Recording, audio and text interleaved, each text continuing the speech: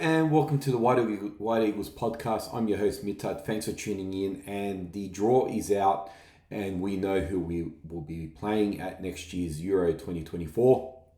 Our group consists of Slovenia, Denmark, and England. And the schedule for our games is on the 16th of June. We play England as our first game. The second game is against Slovenia on the 20th of June, 4 days later. And then 5 days later, we play Denmark again in Munich on the 25th of June. So, where do we begin? Let's begin with the obvious. We have England in our group, which I've always wanted to play England in our group. We seem to always avoid them at major tournaments. So, I can't wait to see how we go against England. And let's face it, how many goals we concede against England. Just looking at their team, can you imagine Kyle Walker and Bellingham running at the Serbian midfield and defense? Oh my God, it is going to be a slaughter. I posted on my Twitter account that the last time we played in Gelsenkirchen in Germany, we lost 6-0 to Argentina when we were playing under Serbia'S in the 2006 World Cup. And it's almost to the day we're playing at that ground again a lot of years later, but almost to the day, really.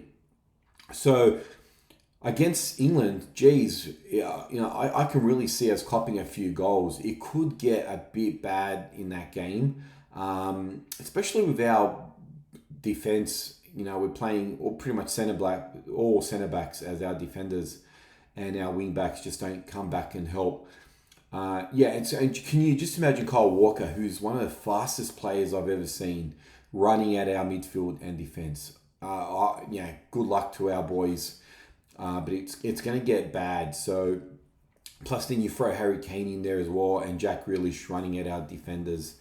I hope Stojkovic has some plan up his sleeve. I don't think he does, but it could get bad there.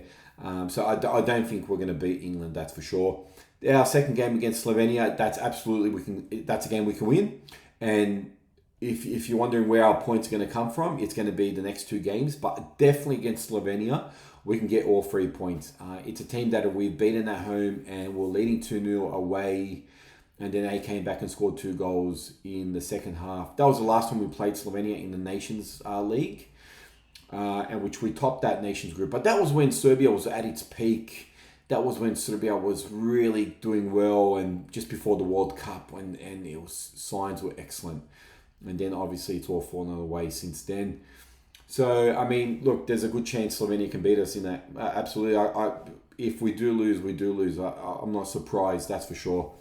But it's actually funny. Our last Euro was against in Euro 2000, and Slovenia was in our group, and that was the last time they were at a European Championships as well. 24 years later, and I don't know if you remember that game, but I remember because I've seen it a bunch of times.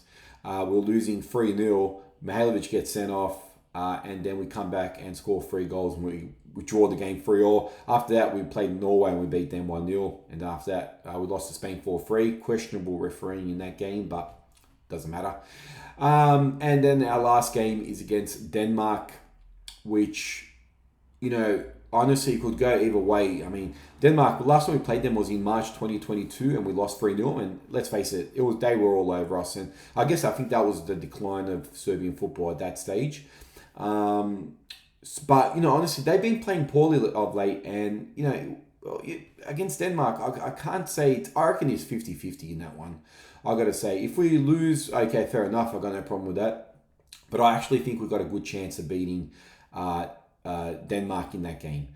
So, overall, this group isn't too bad. It could have been worse. The Group B was obviously Croatia, Albania, and I got to say, and Spain, obviously, and I got to say, I was actually pretty happy to avoid that group. We could. I was like sitting there going, "This is a group everyone's been predicting," and there it was. And then I got to say, I was happy when I saw Italy get drawn into that group, and then we got drawn into this group. And obviously, the reasons are obvious, right? They're political nightmares.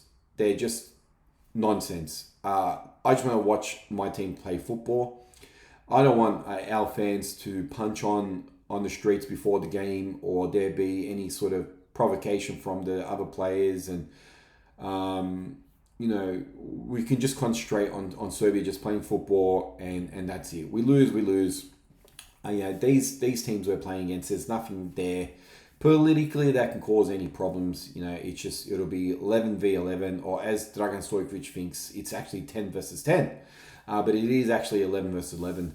We can just play, and the main thing is concern is our fans, Serbs that have travelled over to Germany or live in Germany or live in Europe who are going to go to Germany and support our guys. Main thing is that they don't get injured, they don't get hurt. They can just go there, have a drink before the game, sing whatever our songs we want to sing, and go to the game, watch, and then finish. English fans, they're assholes, and they always cause trouble at World Cups and Euros. That's always been known since I was a kid, that they're just lunatics, especially on the drink. But then that's not really an issue politically. That's just them, just antisocial behaviour. So whatever. So we can just concentrate on playing football. But I had a look at the first place we're playing at.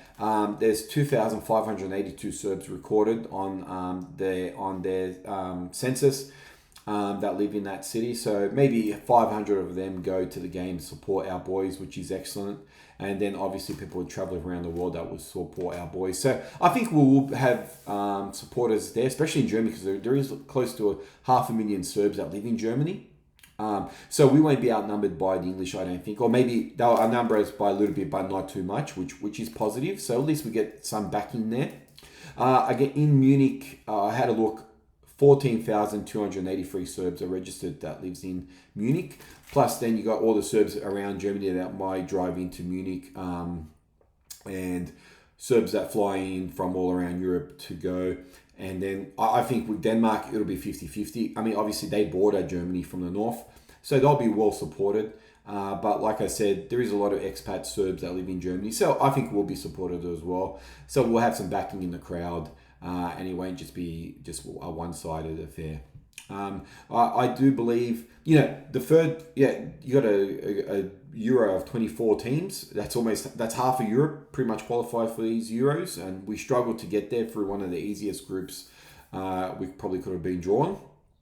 I definitely think maybe we can probably finish third. Second is definitely a possibility, but I think we'll finish third, and it's just then it will go with for and against in other groups, whether we qualify as the best third team in the group. Look, that's not something really that you should be hoping for, but let's face it, anyone that's watched Serb football recently knows how we've been playing, and I think that's what we can aim for. If we finish fourth in this group, I honestly can probably see that happening as well.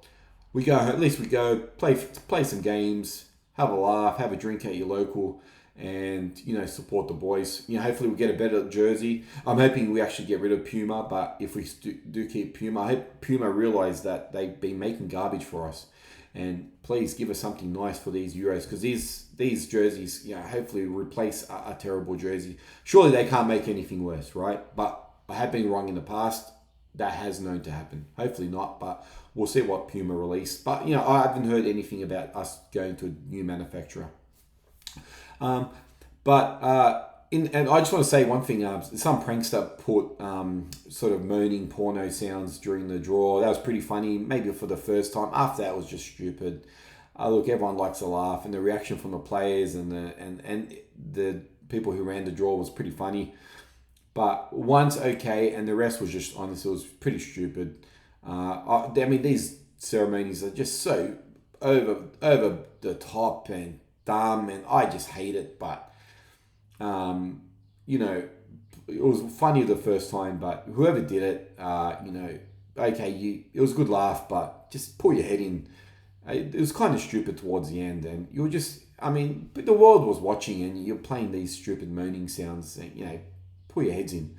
But let me know in the comments what you think. Obviously, follow me on my Instagram account, White Eagles Podcast, my Twitter account, White Eagles Podcast, and obviously my YouTube channel.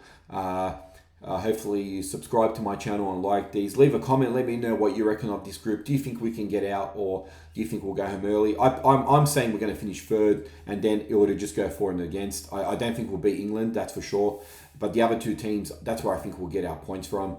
I think we'll get 3 points against Slovenia. And then, if we need a point against Denmark, why not just park the bus, play with one striker up front, pack the midfield, or pack the defense, put some midfield there, and just park the bus and hit on the counter attack with Vlahovic up front with his speed, Kostic as well, Zivkovic, get up front. So that's what I reckon. Third place, maybe 4 points. But then again, look, we saw our World Cup campaign.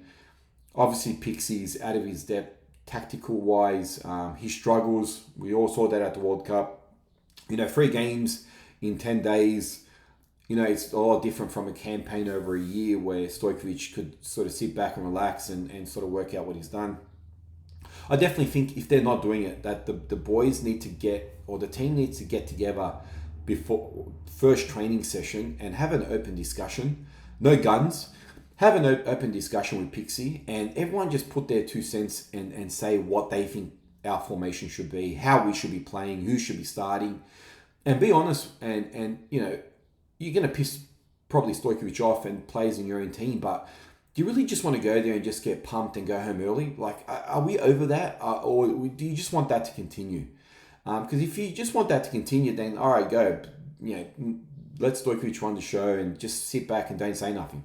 But, the leaders, Tadic, Mitro, Goodell, they're our statesmen in this team. They're the old guys. They need to be sort of vocal in how the team, prepare and set up and tactically wise, I reckon, anyway. And definitely Pavlovic should be defending Kyle Walker. Pavlovic is probably our quickest player, I'd say.